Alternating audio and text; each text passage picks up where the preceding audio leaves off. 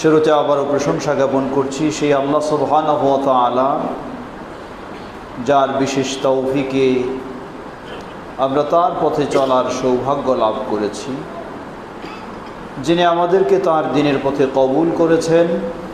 তার ওই প্রশংসা জ্ঞাপনার্থে বলি আলহামদুলিল্লাহ।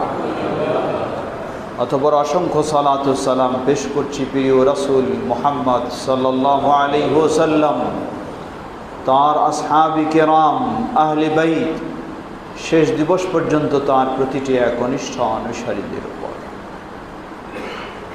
সমবেত মুসল্লিবৃন্দ, চলছে হজ্জের মৌসুম। রমাদানের পরেই শাওয়াল মাস থেকেই শুরু হয় হজ্জের মৌসুম। শাওয়াল মাস, এরপরে যুলকায়দা মাস, এরপরে যুলহজ্জা মাস, এর 10 তারিখ পর্যন্ত এই সময়গুলি হচ্ছে হজ্জের মাস। আল্লাহ বলছেন আল হজ্জু আশহুরুম মা'লুমাত, হজের জন্য নির্দিষ্ট নির্ধারিত কিছু মাস রয়েছে। ফামান ফারাদা ফীহিন্নাল হজ্জা ফালা রাফাথা ওয়ালা ফুসুকা ওয়ালা জিদালা ফিল হজ্জ। এই হজ্জের মাসে যে হজ পালন করার ইচ্ছা পোষণ করবে, ফালা রাফাথা ওয়ালা ফুসুকা ওয়ালা জিদালা ফিল হজ্জ, হজ পালন করতে গিয়ে কোনো অশ্লীলতায় লিপ্ত হওয়ার সুযোগ নেই।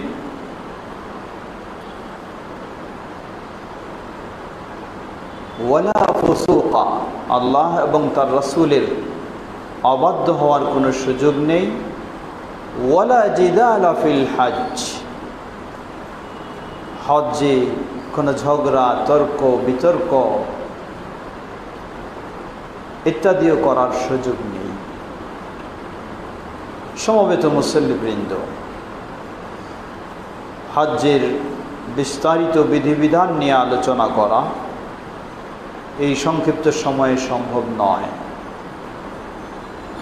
হজ ইসলামের পঞ্চম রুকন, তবে হজ শুধু এই মুসলিম উম্মতে মুহাম্মাদের জন্যই হজ ফরজ ছিল এমনটি নয়। আল্লাহ সুবহানাহু ওয়া তাআলা আবুল আম্বিয়া ইব্রাহিম আলাইহিস সালামকে নির্দেশ দিলেন, ওয়াআযিন ফিন নাসি বিল হজ্জি, হে ইব্রাহিম, গোটা মানব জাতির মাঝে হজ্জের ঘোষণা দিয়ে দাও। সেই ঘোষণা থেকেই হজ শুরু হয়েছে। মুহাম্মদ সাল্লাল্লাহু আলাইহি ওয়াসাল্লামের পূর্বে যত নবী রাসূল এসেছেন, ইব্রাহিম আলাইহিস সালামের পরে তারাও হজ করেছেন। এমনকি মুহাম্মদ সাল্লাল্লাহু আলাইহি ওয়াসাল্লামের পূর্বে মক্কার মুশরিক যারা 360টি প্রতিমার পূজা করত, তারাও হজ করেছে। অতঃপর হজ করেছেন মুহাম্মদ সাল্লাল্লাহু আলাইহি ওয়াসাল্লাম। এই হজ সামর্থ্যবান ব্যক্তিদের জন্য ইসলামে পঞ্চম রোকন হিসাবে ফরজ ইবাদত, তা অপরিহার্য, পালন করতেই হবে। যার আর্থিক শারীরিক সামর্থ্য রয়েছে, প্রাপ্ত বয়স্ক, স্বাধীন এমন মুসলিমদের জন্য ফরজ। নারীদের জন্য বিশেষ শর্ত হলো তাদের মাহরাম হতে হবে, থাকতে হবে। এমন একজন পুরুষ এই সফরে থাকতে হবে যিনি তার মাহরাম হতে পারেন স্বামী, অথবা এমন পুরুষ যার সাথে বিবাহ বন্ধন চিরজীবনের জন্য নিষিদ্ধ। না হলে মেয়েদের জন্য হজ ফরজ নয়। সমবেত মুসল্লিবৃন্দ, এই হজ এমন একটি ইবাদত, এটি কোনো আঞ্চলিক ইবাদত নয়, এটি হলো একটি ইন্টারন্যাশনাল ইবাদত। গোটা বিশ্বজগতের এক কেন্দ্রকে টার্গেট করেই হজ পালন করতে হবে। সালাত আদায় করবেন আপনি আপনার জায়গায়, সিয়াম পালন করবেন চাঁদ দেখে আপনার জায়গায়, যাকাত দেবেন যেখানে আছেন সেখানে, সব ইবাদত আপনি যেখানে আছেন সেখানেই পালন করবেন। কিন্তু একটি ইবাদত যেখানে আছেন সেখানেই নয়, সকলকেই ছুটে যেতে হবে সেই বাইতুল্লাহিল হারাম কাবার চত্বরে। হতে পারেন আপনি আমেরিকার নাগরিক, হতে পারেন এশিয়ার, হতে পারেন আফ্রিকার, হতে পারেন ইউরোপের, যতই সম্পদশালী, যতই উন্নত প্রযুক্তির মানুষ হন, যতই ধার্মিক হন, আপন জায়গায় কখনো হজ করার সুযোগ নেই। দুঃখের বিষয়, মানুষ অজ্ঞতার কারণে বিভিন্ন রকমের চিন্তা পোষণ করে। এদেশেরও মানুষেরা, কিছু মানুষ ভাবে যে গরিবদের হজ হলো টঙ্গীতে। নাউজুবিল্লাহ, লা হাওলা ওয়ালা কুওয়াতা ইল্লা বিল্লাহ। কোন মুসলিম এই ধরনের বিশ্বাস করতে পারে না। গরিবদের তো ইসলামে হজই নেই, আবার গরিবদের হজের জায়গা আপনি টঙ্গী ইজতেমায় বানাই দিলেন। এটি একটি প্রকাশ্য কুফরি কথা। এই ধরনের কথা বলা, বিশ্বাস করা, এটি একটি কুফরি মতবাদ ছাড়া কিছুই নয়। হজ গোটা বিশ্বের মানুষদের জন্য একটি জায়গায়, তা হলো বাইতুল্লাহ এবং তার তৎসংশ্লিষ্ট সেই জায়গাগুলিতে। তাই আজকে বিশ্বের বুকে আমরা বলতে পারি, পৃথিবীর বুকে একমাত্র শ্রেষ্ঠ আল্লাহর মনোনীত দিন হলো ইসলাম, যার অনেকগুলি প্রমাণ। তার মাঝে একটি বড় প্রমাণ হলো, ইহুদি বলুন, হিন্দু বলুন, বৌদ্ধ বলুন, আরও কিছু বলুন, খ্রিস্টান বলুন, কারো এমন এবাদতের বিষয় নেই যেই এবাদতের বিষয় গোটা বিশ্বের মুসলিমদের জন্য একমাত্র কাবার প্রান্তে হয়ে থাকে। সেটি হলো ইসলাম ও মুসলিমদের জন্য। আলহামদুলিল্লাহ। কে কোন বর্ণের, কে কোন পেশা, কে কোন যোগ্যতা, কে কোন ক্ষমতা, সব একাকার, কোনো পার্থক্য নেই, কোনো পার্থক্য নেই। ফর্সা মানুষের পাশে গিয়ে দাঁড়াবে শ্যামলা মানুষ, খুব উচ্চ পদস্থ মানুষের পাশে দাঁড়াবে সাধারণ মানুষ। সবকে একাকার করে দিয়েছে এই হজ। সুবহানাল্লাহ। সেই হজ্জের দৃশ্যগুলি যদি লক্ষ্য করি, সেই মিনার প্রান্তে, সেই আরাফার প্রান্তে, সেই মুজদালিফার প্রান্তে, সবগুলি যেন স্মরণ করে দিচ্ছে সেই হাসরের মাঠের কথা, যেই হাসরের মাঠে কোনো রাজার রাজত্ব থাকবে না এক আল্লাহ ছাড়া। ঠিক মুজদালিফার প্রান্তে আপনি যতই ধনী হন, আপনার গায়ে ওই 2 টুকরা কাপড় ছাড়া সেখানে আর কোনো কিছু নিয়ে আপনার উপস্থিত হওয়ার সুযোগ নেই। আরাফার প্রান্তে আপনি যতই সম্পদশালী সমৃদ্ধ ব্যক্তি হন না কেন, ওই আরাফার প্রান্তে আপনার কান্না করা ছাড়া কোনোই আর পথ নেই। সুবহানাল্লাহ। প্রিয় ভাইরা আমার, ফিরে আসি। একদিক থেকে যেমন হজ ইসলামের পঞ্চম রোকন, একটি ইবাদত হিসাবে পালন করব, অপর দিকে গোটা বিশ্ববাসীকে এই হজ একটি শিক্ষা দিচ্ছে। আপনি কোন মাযহাবের, কোন তরিকার, কোন চিন্তা, কোনো পার্থক্যের সুযোগ নেই। সকলকেই এই হজ শিক্ষা দিচ্ছে, লব্বাইক আল্লাহুম্মা লব্বাইক, লব্বাইক লা শারীকা লাকা লব্বাইক। সুবহানাল্লাহ। আল্লাহকে সকল প্রকার শিরক থেকে মুক্ত করতে হবে। আপনি মাজার পূজারী হলেও আপনাকে এই সাক্ষ্য দিতে হবে, আল্লাহ ছাড়া কেউ শরীক নেই, সেজদা পাওয়ার কেউ অধিকার নেই, কারো অধিকার নেই, আপনার ইবাদত পাওয়ার কারো অধিকার নেই। আপনার মাথা নত করার জায়গা মাত্র একটি, সেটি হলো আল্লাহ সুবহানাহু ওয়া তাআলার কাছে। এই হজ গোটা বিশ্বের মানুষকে এই শিক্ষা দিচ্ছে। এজন্যই প্রসিদ্ধ সাহাবী জাবির ইবনে আব্দুল্লাহ রাদিয়াল্লাহু তাআলা আনহু, নবী সাল্লাল্লাহু আলাইহি ওয়াসাল্লাম যখন বিদায় হজ পালন করলেন, লক্ষাধিক সাহাবী নারী পুরুষ তাদেরকে নিয়ে একসাথে হজ পালন করলেন। বিদায় হজ্জের শুরু থেকে শেষ পর্যন্ত গোটা চিত্রটা যেই সাহাবী ধারণ করেছেন, তিনি হলেন সাহাবী জাবির ইবনে আব্দুল্লাহ রাদিয়াল্লাহু তাআলা আনহুমা। সহিহ মুসলিমে এই হাদিসটি বিস্তারিতভাবে এসেছে। জাবির ইবনে আব্দুল্লাহ রাদিয়াল্লাহু আনহু তিনি বলছেন, আমি যখন রাসূলুল্লাহ সাল্লাল্লাহু আলাইহি ওয়াসাল্লামের সাথে বের হলাম, সামনের দিকে তাকাই, যতদূর আমার দৃষ্টি যায় শুধু মানুষ আর মানুষ। পিছনে তাকাই, একই অবস্থা, ডানে বামে চতুর্দিকে একই অবস্থা। তারপরে তিনি বললেন, আহাল্লান নবিয়্যু সাল্লাল্লাহু আলাইহি ওয়াসাল্লাম বিত্তাওহীদ। নবী সাল্লাল্লাহু আলাইহি ওয়াসাল্লাম এই হজের কাজগুলি শুরু করলেন আল্লাহর তাওহীদ একত্ববাদের মাধ্যমে। কেন বললেন এই কথা? নবী সাল্লাল্লাহু আলাইহি ওয়াসাল্লাম হজ তো শুরু করবেন এই আল্লাহর তাওহীদ একত্ববাদের মাধ্যমে, এটাই তো স্বাভাবিক। কিন্তু কেন এই কথা বললেন? জবাব, নবম হিজরি পর্যন্ত, অষ্টম হিজরি পর্যন্ত বাইতুল্লাহ মক্কার মুশরিকেরা হজ পালন করেছে।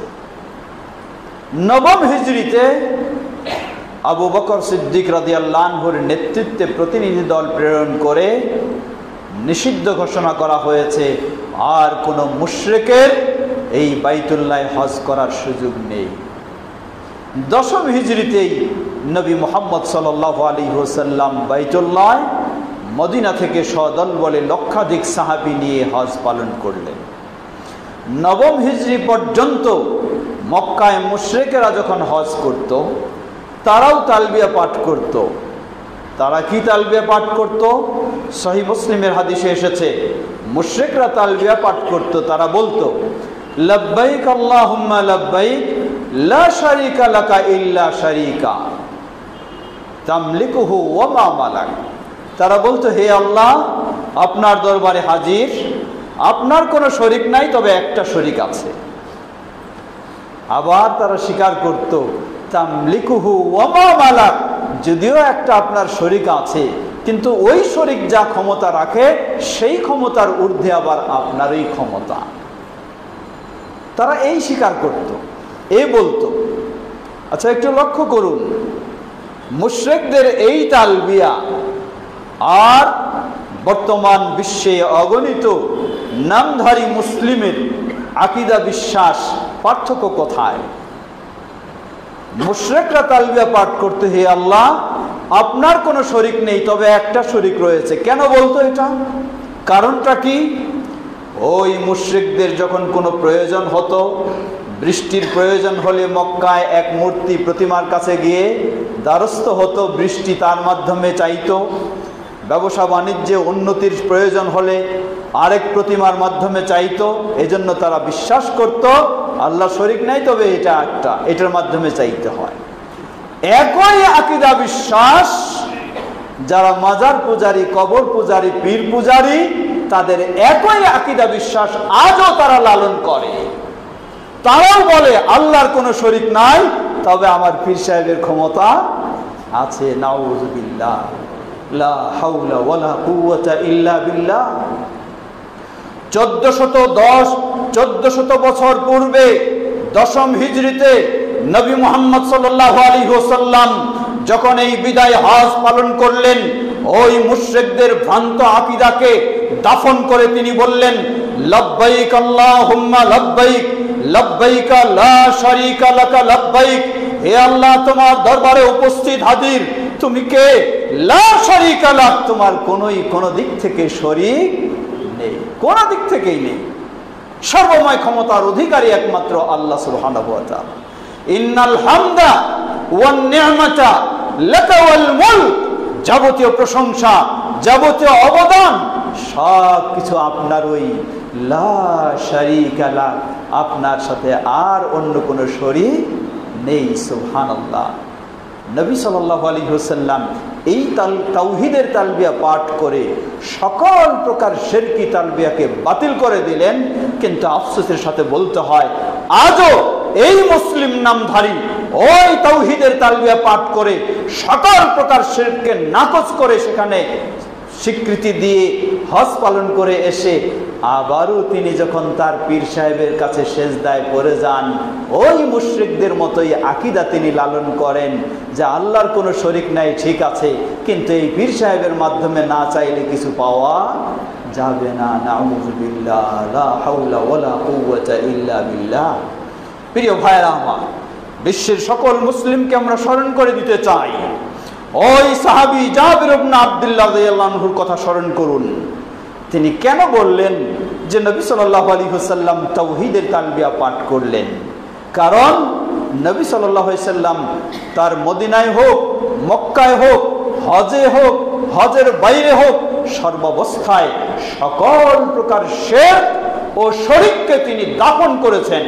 আপনি যদি আজকে মুসলিম হন, সেই হজ পালন করেন, বাংলাদেশ থেকে হজ পালন করতে যান আর ভারত থেকে যান, আপনি যেই আকীদারই হন, যেই গ্রুপেরই হন, যেই মাযহাবেরই হন, যেই তরিকারই হন, যারই মুরিদ হন, আপনার জন্য ফরজ, আপনি যদি এই হজ পালন করেন তাহলে আপনাকেও নবী মুহাম্মদ সাল্লাল্লাহু আলাইহি ওয়াসাল্লামের মতো ওই তালবিয়া পাঠ করে সকল প্রকার শিরকি চিন্তাকে দাফন করে তাওহীদের উপর প্রতিষ্ঠিত হতে হবে। তাহলেই আপনি মুহাম্মদ সাল্লাল্লাহু আলাইহি ওয়াসাল্লামের সত্যি অনুসারী হতে পারবেন এবং সেই হজই আপনি পালন করতে পারবেন। আল্লাহ আমাদের সকলকে সে তৌফিক দান করুন। সত্যি আজকে গোটা বিশ্বের মুসলিমেরা যদি এভাবে হজ পালন করত, তাহলে আজকে পীর পূজা থাকতো না, আজকে মাজার পূজা থাকতো না, কবর পূজা থাকতো না, নেতা পূজা থাকতো না, সবাই আনুগত্য স্বীকার করত আল্লাহ সুবহানাহু ওয়া তাআলার, সবাই দাসত্ব করত আল্লাহ সুবহানাহু ওয়া তাআলার। বিশেষ করে এটি গেল এক শ্রেণী, যারা ধর্মের নামে, দ্বীনের নামে, ইসলামের নামে এই ধরনের ভ্রান্ত চিন্তায় রয়েছে। অপর শ্রেণী যারা দ্বীনের নামে সেই চিন্তায় নেই, যারা প্রতিটি দেশে, আমাদের দেশে বলুন আর যে কোনো বিশ্বের দেশে বলুন, যারা ক্ষমতাধর রয়েছেন, ক্ষমতায় রয়েছেন, প্রশাসনে রয়েছেন, তারাও সেখানে যখন হজে যান, কারো ভিতরে ভিন্ন কোনো চিন্তা নেই, সবাই সেখানে একই চিন্তা বলে, ইন্নাল হামদা ওয়ান নি'মাতা লাকা ওয়াল মুলক লা শারীকা লাক। তারাও সেখানে এই স্বীকৃতি দিয়ে আসে। কি স্বীকৃতি? যাবতীয় প্রশংসা আল্লাহ তোমার, সকল অবদান তোমার, সকল সাম্রাজ্য, নেতৃত্ব, রাজত্ব সবই একমাত্র তোমার, লা শারীকা লাক, কোনো শরীক নেই। এই স্বীকৃতি তারাও হজে দিয়ে আসেন। কিন্তু আবার যখন দেশে ফিরে আসেন তখন বলেন ধর্মের কাজ হলো শুধু মসজিদে, রাষ্ট্রে কোনো ধর্মের কাজ নয়, সেটা হলো নিজের মন গড়া মতবাদ দিয়ে চলবে। লা হাওলা ওয়ালা কুওয়াতা ইল্লা বিল্লাহ। আজকে ওই সম্পদশালী ব্যক্তিরা, ওই দায়িত্বশীল ব্যক্তিগণ, তারাও যখন হজে যান, হজে গিয়ে যখন এই তাওহীদের স্বীকৃতি দেন, আল্লাহর কাছে নিজেকে সমর্পণ করেন, ওই সমর্পণটা যদি বাকি জীবনটা তারা অটল থাকতেন, তাহলে সব দেশেই মুসলিম দেশ শুধু নাম কাওয়াস্তে মুসলিম হতো না, মুসলিম দেশ ইসলামের আলোকেই হয়ে যেত।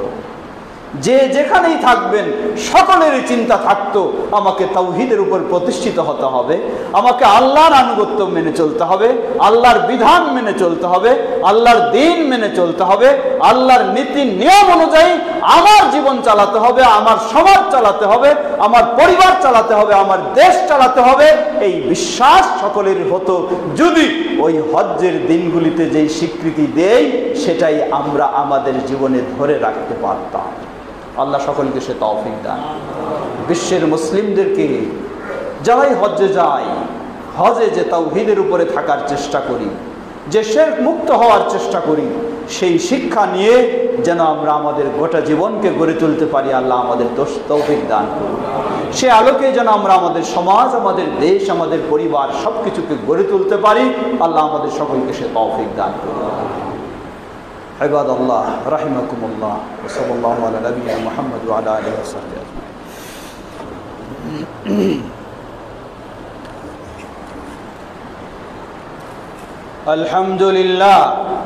الحمد لله رب العالمين والصلاة والسلام على عبد الله ورسوله نبينا محمد وعلى آله وصحبه أجمعين أما بعد সমবেত মুসল্লিবৃন্দ, তাহলে আমরা বলবো গোটা বিশ্বের মধ্য থেকে যারা হজে যান বা গেছেন, যাদের সৌভাগ্য আল্লাহ দিয়েছেন, হজ করে এসেছেন, আবারও সেই তাওহীদের তালবিয়ার কথাটা স্মরণ করুন। ভুল হতে পারে, ভুল পথে চলে যেতে পারেন, ফিরে আসার চেষ্টা করুন আবার সেই তাওহীদের পথে। এবং যারা বিশ্বব্যাপী যাচ্ছেন সকলকে সেই আহ্বান জানাবো, হজের দিনগুলিতে যেমন আপনি আল্লাহকে ছাড়া কাউকে মানেননি, আল্লাহকে ছাড়া কারো বিধান অনুযায়ী নিজেকে পরিচালনা করেননি, এটি শুধু হজের দিনের জন্য সীমাবদ্ধ নয়। আপনি যদি আল্লাহর বান্দা হন তাহলে গোটা জীবনেই এটি হতে হবে। আল্লাহ আমাদের সকলকে গোটা জীবন এভাবে পরিচালনা করার তৌফিক দান করুন। সমবেত মুসল্লিবৃন্দ, হজের দ্বিতীয় শিক্ষা, নবী মুহাম্মদ সাল্লাল্লাহু আলাইহি ওয়াসাল্লাম হজ পালন করলেন। হজের প্রতিটি ক্ষেত্রে, মিনায়, আরাফায়, মুজদালিফায়, উল্লেখযোগ্য সব জায়গায় তিনি বারবার বললেন, খুযু আন্নী মানাসিকাকুম, আমার কাছ থেকে তোমরা তোমাদের হজ পালনের নিয়ম নীতি জেনে নাও। এর মানে নিজের ইচ্ছা মতো হজ পালন করবেন, তাহলে তো এই হজ আল্লাহর কাছে কবুলের আশা করা যায় না। এই জন্য নবী সাল্লাল্লাহু আলাইহি ওয়াসাল্লাম তিনি বিদায় হজ্জের প্রতিটি ক্ষেত্রে বারবার সতর্ক করলেন, বারবার রিমাইন্ডার দিলেন, খুযু আন্নী মানাসিকাকুম, আমার কাছ থেকে তোমাদের হজের নিয়ম জেনে নাও, হজের নিয়ম শিখে নাও, সেভাবেই হজ করতে হবে। আপনি হতে পারেন হানাফি মাযহাবের মানুষ, হতে পারেন শাফি মাযহাবের মানুষ, হতে পারেন অন্য কোনো মতবাদের মানুষ বা কোনো তরিকার মানুষ। যদি আপনার হজ আল্লাহর কাছে কবুল হোক এটা আপনি আশা রাখেন, তাহলে আপনাকে ফিরে আসতে হবে মুহাম্মদ সাল্লাল্লাহু আলাইহি ওয়াসাল্লামের সুন্নায়, সেই অনুযায়ী আপনাকে হজ করতে হবে। যদি না করেন, 1400 বছর পূর্বে মুহাম্মদ সাল্লাল্লাহু আলাইহি ওয়াসাল্লাম ডিক্লারেশন দিয়েছেন, তিনি বলেন, মান আমিলা আমালান লাইসা আলাইহি আমরুনা ফাহুয়া রাদ্দুন, জেনে রাখো যে এমন কোন আমল করবে, সেই আমলে যদি আমাদের নিয়ম নীতি না থাকে, রাদ্দুন, সেটি প্রত্যাখ্যানযোগ্য, কখনোই গ্রহণযোগ্য হবে না। অতএব হজ আল্লাহর কাছে কবুল হোক, এর বিনিময়ে জান্নাত লাভ করব, এর বিনিময়ে নিজে নিষ্পাপ হয়ে যাব, এমন সব কিছু যদি আশা করি, তাহলে দ্বিতীয় শিক্ষা হলো আমার হজ হতে হবে মুহাম্মদ সাল্লাল্লাহু আলাইহি ওয়াসাল্লামের সঠিক সুন্নাহ অনুযায়ী, কোনো মাযহাবের নিয়মে নয়, কোনো পীরের তরিকায় নয়, কোনো আঞ্চলিক চিন্তা চেতনায় নয়। প্রিয় ভাইরা আমার, এই শিক্ষা কি শুধু হজেই সীমাবদ্ধ?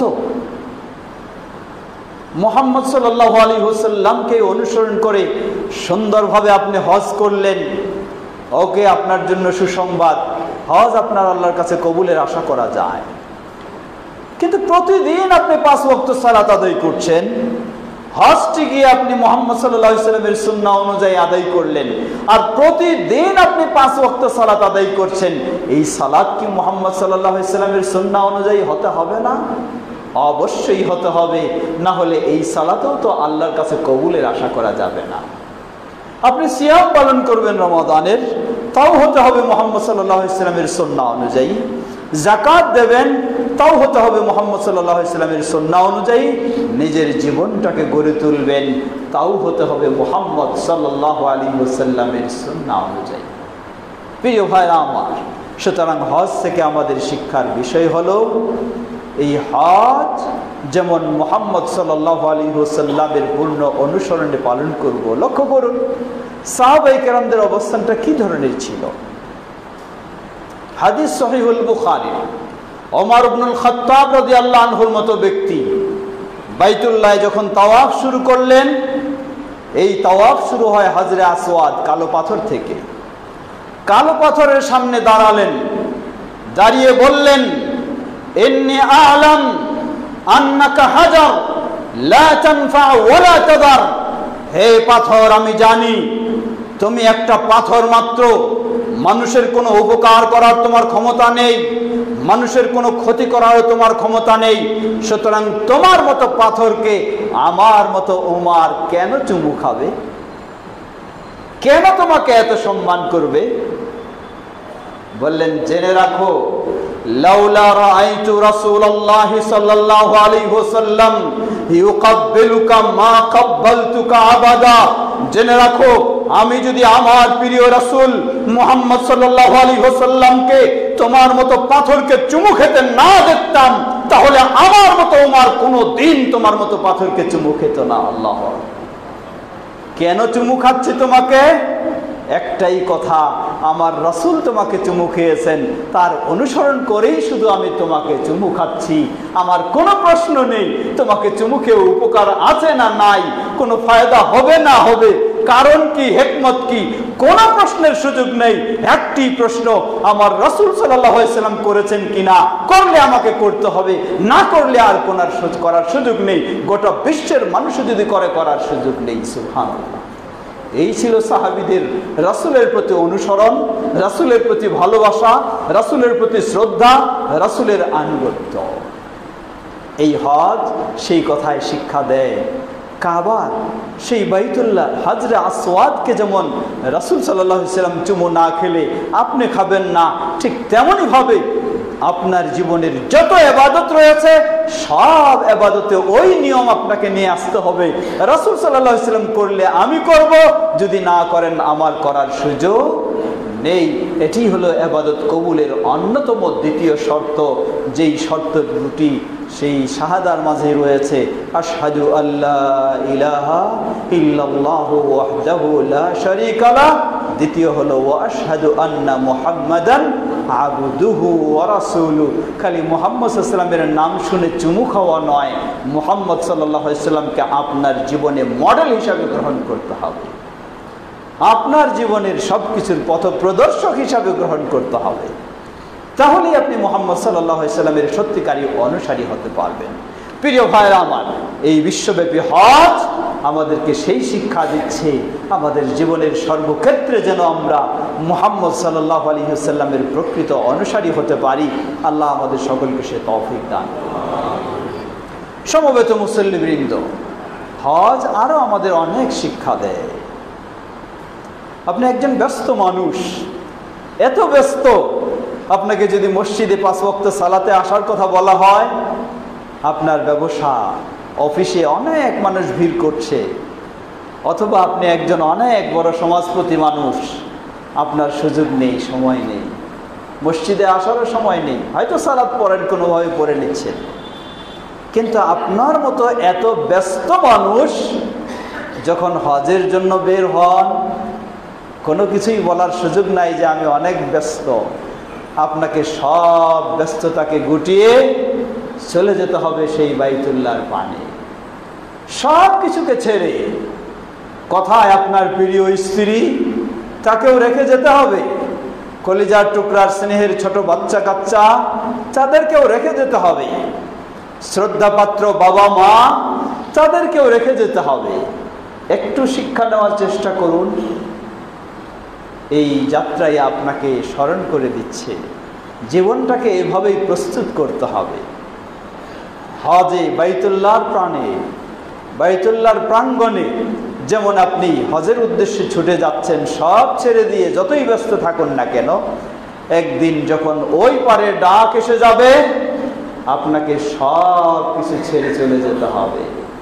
কোন জায়গায় কি কেনাকাটা করলেন, কোন জায়গায় কার কাছে কি বায়না দিয়ে রাখলেন, কোনো কিছু বোঝার সুযোগ নেই, কোনো কিছু গোছানোর সুযোগ নেই, সব কিছু ছেড়ে আপনাকে চলে যেতে হবে। সুতরাং আল্লাহকে ভয় করুন, জীবনটাকে প্রস্তুত করুন। যখন এই মসজিদের ডাক এসে যায়, হাইয়া আলাস সালাহ, হাইয়া আলাল ফালাহ, সব কিছুকে গুটিয়ে ফেলুন, মসজিদে ছুটে আসুন। সেই শিক্ষা নেওয়ার আমরা চেষ্টা করি। এই দুনিয়া তো আমরা চিরস্থায়ী নই, সবাই আমাদের আগে যারা ছিলেন চলে গেছেন, নেই কেউ, আমরাও পর্যায়ক্রমে চলে যাব। সুতরাং দুনিয়া যেন আমাকে আঁকড়ে ধরতে না পারে, দুনিয়া যেন আমাকে দিন থেকে বিরত রাখতে না পারে। শতব্যস্ততা থাকতে পারে, কিন্তু সালাত আমার ছুটে যেতে পারে না। এজন্যই বলে কাজকে বলো সালাত আছে, সালাতকে বলো না কাজ আছে। কাজকেই বলতে হবে আমার সালাত আছে, আগে সালাত শেষ করি তারপরে কাজ।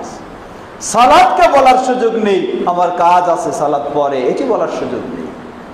এই হজ আমাদেরকে সেই শিক্ষা দিচ্ছে, আপনি যদি সব কিছু ছেড়ে হজের জন্য ফ্রি হয়ে যেতে পারেন তাহলে প্রতিদিন 5 ওয়াক্ত সালাতের জন্য আপনি ফ্রি হতে পারবেন, দিনের যে কোনো কাজের জন্য আপনি ফ্রি হতে পারবেন।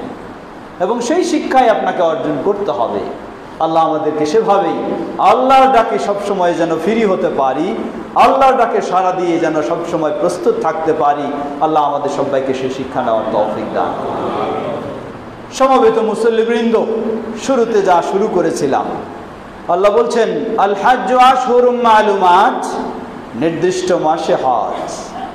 ফামান ফারাদা ফীহিন্নাল হাজ্জা, যে এই মাসগুলিতে হজ পালনের ইচ্ছা পোষণ করবে, নিজের জন্য অপরিহার্য করে নেবে, ফালা রাফাসা ওয়ালা ফুসুকা ওয়ালা জিদালা ফিল হজ, হজ্জের সময়ে কোনো অশ্লীলতায় জড়িয়ে যাওয়া যাবে না। অশ্লীলতা কেমন? বর্তমান হলো অনলাইনের যুগ, ফেসবুকের যুগ। আপনি হজও করছেন, আবার সুযোগ পেলে আপনি একটু ফেসবুক ওপেন করছেন। ফেসবুক মানেই হলো অশ্লীলতায় ভরা, নোংরায় ভরা। না দেখতে চাইলেও আপনার চোখের সামনে হাজির হবেই যদি ওপেন করেন। আপনাকে মনে রাখতে হবে, সাবধান হতে হবে। সেলফির যুগ, আরাফার দিবস এতই গুরুত্বপূর্ণ দিবস, আপনি সেলফি নিয়ে ব্যস্ত, দেখাচ্ছেন আপনি আরাফায় অবস্থান করছেন। কি করছেন? লা হাওলা ওয়ালা কুওয়াতা ইল্লা বিল্লাহ।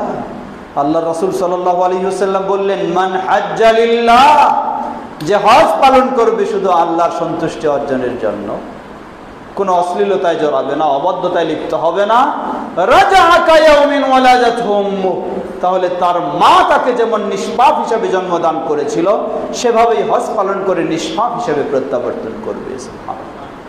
কিন্তু যদি সেলফি নিয়ে ব্যস্ত হন, মানুষকে দেখাতে চান, আপনার বন্ধুদেরকে দেখাতে চান, আরাফায় আপনি দোয়া করছেন, আরেকজনকে নিয়ে ছবি নেওয়াচ্ছেন যে ছবি নাও, আমি দোয়া করতেছি আরাফায় একটু দেখুক মানুষ, লা হাওলা ওয়ালা কুওয়াতা ইল্লা বিল্লাহ, আপনার এই হজ আল্লাহর কাছে পৌঁছবে না।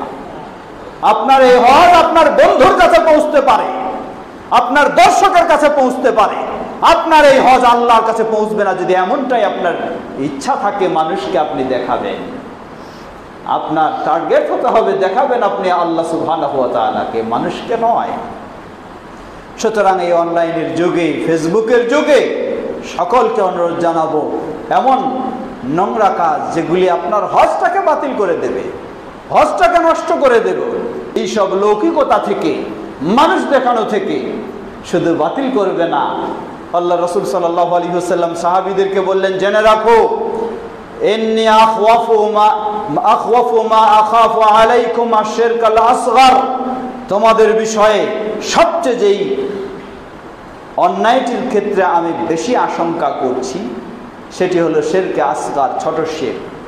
কারণ তোমরা মূর্তি পূজা বাদ দিয়ে চলে এসেছো, তোমরা মূর্তি পূজা করবা না, এটা আমি বুঝতেছি, কিন্তু এমন একটি ভয়ঙ্কর কাজ তোমাদের দ্বারা হতে পারে যেটার আমি বেশি আশঙ্কা করছি, সেটা হলো ছোট শিরক।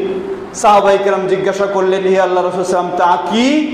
বললেন, হিওয়া আর রিয়া, ছোট শিরক হলো মানুষ দেখানো ইবাদত।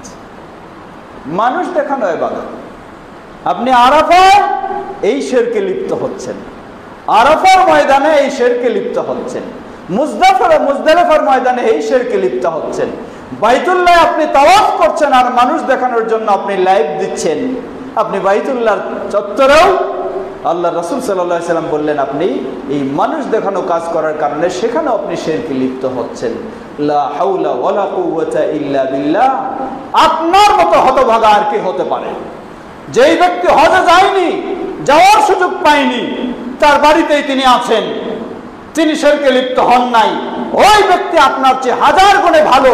আপনি বাইতুল্লাহে গিয়ে শিরকে লিপ্ত হচ্ছেন, আপনি আরাফার ময়দানে গিয়ে শিরকে লিপ্ত হচ্ছেন, মুজদালিফার ময়দানে গিয়ে শিরকে লিপ্ত হচ্ছেন, মিনায় গিয়ে আপনি শিরকে লিপ্ত হচ্ছেন। আপনার চেয়ে হাজারো গুণে ওই ব্যক্তি ভালো যেই ব্যক্তি হজ করতেও যেতে পারেনি, যায় না। সুতরাং আল্লাহকে ভয় করুন, আল্লাহর স্মরণে ইবাদত করার চেষ্টা করুন, আল্লাহকে খুশি করার চেষ্টা করুন। মানুষকে খুশি করে আপনার কিছুই উপকার হবে না, বরং যা চান সবটাই হারিয়ে যাবে, জান্নাতও হারিয়ে যাবে।